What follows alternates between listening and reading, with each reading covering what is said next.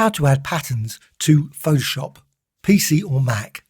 Go to the Patterns panel, you can find that in the Window menu, and then go to the right side menu, click there, and then down to Import Patterns. And now the pattern file is a PAT file.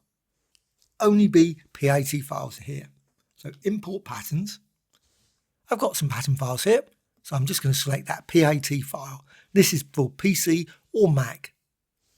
You can find this set of patterns available on the Graphicxtras website. They're free set, which you can just download and you can use it in countless different ways. So once you've done that, click Open.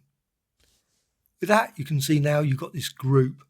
This group can be expanded and you can see all the pattern designs that you have in that pattern file. The name is exactly the same as the PAT file. You can at any point simply select that and delete it. Just go down to the bottom and delete it. But if you want to use them, go to one of them and just drag.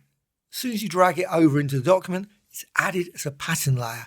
You can then go to your Layers panel and you can see your pattern layer there.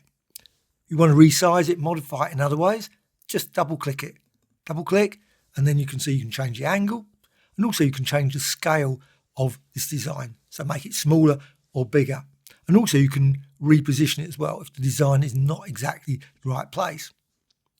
As it's a pattern layer, you can also use blend mode. So you can go here and change the blending mode for that pattern. If you want to change pattern at any point, make certain the pattern layer is selected. So as long as it's selected there, you can go here and select any of the others and click there and click there to change the pattern. If you want to add an additional pattern layer, go to the patterns, hold down the Alt or Option key on the keyboard and drag. Dragging that will then create another pattern layer and then you can combine those using the blend modes such as darken, colour burn, etc.